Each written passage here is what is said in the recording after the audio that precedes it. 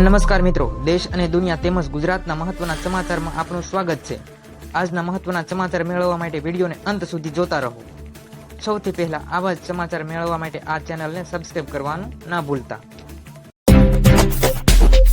ત્યારબાદ સમાચારમાં આગળ વાત કરીએ તો એક નજર કરીએ ખેડૂત સમાચાર ઉપર। તો મિત્રો, ગુજરાત સરકારના બાગાયતી વિભાગ દ્વારા ખેતીમાં ટેકનોલોજીનો ઉપયોગ વધારવા માટે સહાય યોજના શરૂ કરવામાં આવી છે। ખાસ કરીને નાના ખેડૂતો તેમજ સીમાંત અને અનુસૂચિત જાતિ અને જનજાતિના જે ખેડૂતો છે તેમને માટે આ યોજના મહત્વની સાબિત થશે।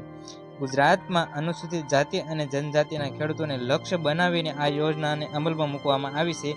તેના માધ્યમથી ખેડૂતો જે મોંઘા યાંત્રિક સાધનો ખરીદી શકે અને ખેતીની પદ્ધતિઓમાં વધુ ગતિશીલતા લાવી શકે તે હેતુથી આ યોજનાને અમલમાં મૂકવામાં આવી છે। આ યોજના હેઠળ વિવિધ સાધનો માટે સરકાર યુનિટ કોસ્ટ અનુસાર નક્કી કરેલી સહાય ફાળવે છે। 20 PTO અને SP સુધીના ટ્રેક્ટર સાથે સામાન્ય ખેડૂતોને 75,000 તથા અનુસૂચિત જાતિના ખેડૂતોને 1,20,000ની સહાય મળશે। રોટાવેટર માટે સામાન્ય ખેડૂતોને 60,000 રૂપિયાની તથા અનુસૂચિત જાતિના ખેડૂતો છે તેમને 70,000ની સહાય મળવાપાત્ર રહેશે। મિત્રો, બાગાયતી ખેતી સાથે જે સંકળાયેલા ખેડૂતો છે તેમના માટે આ યોજના લાગુ કરવામાં આવી છે, તેમજ નાના ખેડૂતો માટે ખાસ કરીને આ યોજના લાગુ કરવામાં આવી છે। અનુસૂચિત જાતિ અને જનજાતિના ખેડૂતો માટે આજે નાના અને મધ્યમ વર્ગના ખેડૂતો જે મોંઘા ટ્રેક્ટરો તેમજ ખેતીને લગતા જે સાધનો ખરીદી શકતા નથી તો તેમના માટે આ યોજના લાગુ કરવામાં આવી છે। સાદી અને સરળ ભાષામાં સમજીએ સમગ્ર સમાચાર અને સમગ્ર માહિતી તો નાના અને મધ્યમ વર્ગના જે ખેડૂતો છે, જાતિ અનુસૂચિત જનજાતિના ખેડૂતો છે તેમને ટ્રેક્ટર ખરીદવા કે રોટાવેટર ખરીદવા કે ખેતીને લાયક કોઈ કિંમતી યંત્ર ખરીદવા કે ખેતર માટેનું કોઈ સાધન ખરીદવા માટે તેમને સહાય આપવામાં આવે છે।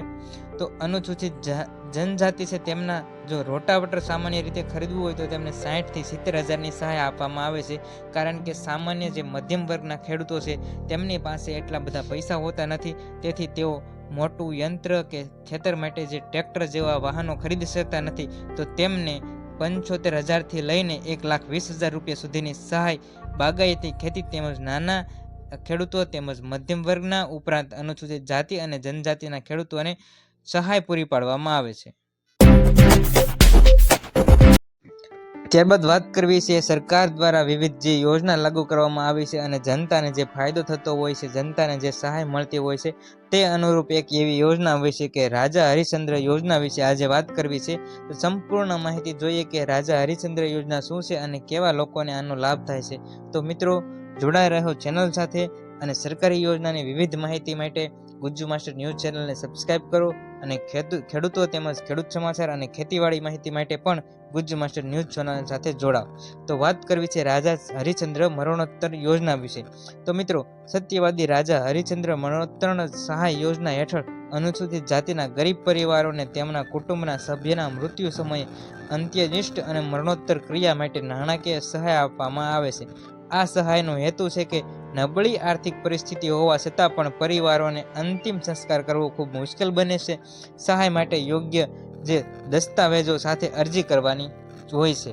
તો મિત્રો, આજે સત્યવાદી રાજા હરિશ્ચંદ્ર જે મરણોત્તર યોજના છે તે અંતર્ગત અનુસૂચિત જાતિના ગરીબ પરિવારો છે તેમના પરિવારોને જ ફક્ત આ યોજનાનો લાભ આપવામાં આવે છે અને ઘરના કોઈ પણ વ્યક્તિનું મૃત્યુ થાય, વડીલનું મૃત્યુ થાય તો તેવા સમયે ₹5,000ની સહાય મળવાપાત્ર રહેશે।